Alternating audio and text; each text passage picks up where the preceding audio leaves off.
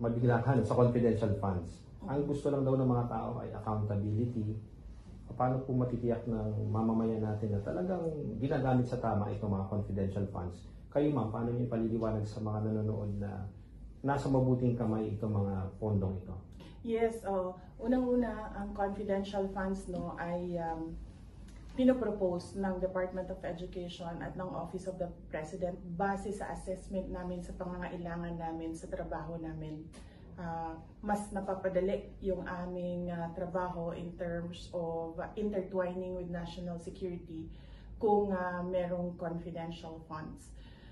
Ang accountability naman ito is governed by the Joint Circular noong 2015 na -01, Joint Circular 2015-01. Nakalatag doon kung paano siya gamitin, nakalatag doon kung paano siya i-utilize, at nakalatag doon kung paano ka mag-report sa paggamit mo sa funds. So wala pong masasabi na walang safeguards sa paggamit ng funds dahil merong joint circular, at lahat yun sinunod ng Department of Education at ng Office of the Vice President. Lastly, I'm sure nanay ka, tao ka lang, nasaktan ka rin siguro pag nababasa mo yung mga komento ng iba na baka merong something na mali dun sa ginagawa nyo. Paano mo tinatanggap ito at paano mo pinagdadaanan to? Oh, no. I grew up in politics. So 9 years old pa lang ako. Mayor na yung tatay ko. So kinalakihan ko yung, sabihin na natin, chaos in politics since I was 9 years old.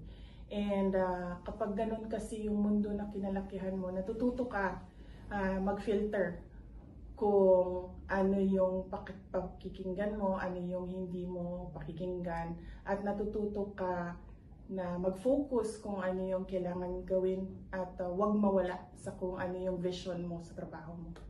At deep inside you, alam mo nasa tamang direction kayo. Yes, opo. Sa Department of Education, nakalatag na kung ano yung gagawin namin until 2028.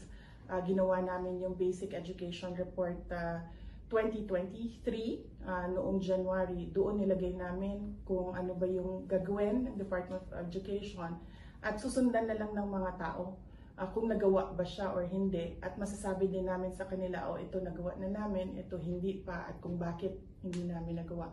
Ganun din sa Office of the Vice President, nakalatag na yung mga gagawin namin hanggang 2028, nakalatag na yung mga satellite offices, yung pagbabago, 1 million trees and 1 million bags campaign, nakalatag na rin yung medical and behavioral assistance, at meron tayong food supplementation program sa pansarap natin, and meron tayong libreng sakay doon sa mga pinahiram na buses sa Office of the Vice President, at yung Peace 911 natin, at Magnegosyo Taday, the entrepreneurship program. So nakalatag na lahat yun, sinabi namin sa mga tao na yan yung gagawin namin.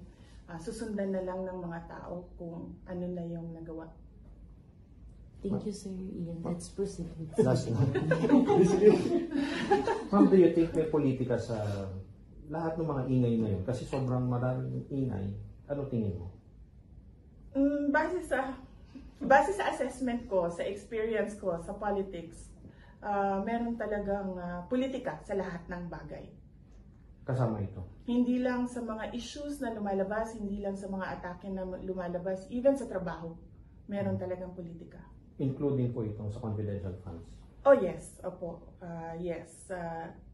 The way na hindi nakikinig yung mga nagtatanong, hindi sila nakikinig sa sagot, makikita mo na merong agenda na nilalatan.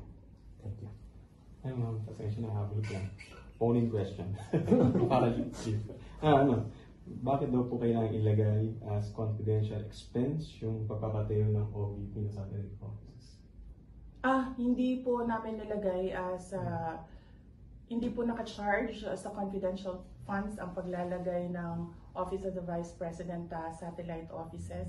Ang nakalagay po sa confidential funds is yung pagsasurvey ng area kung saan appropriate na maglagay ng satellite offices at targeted yung mga beneficiaries ng mga proyekto ng Office of the Vice President kasi meron tayong commitment to peace and order and national security.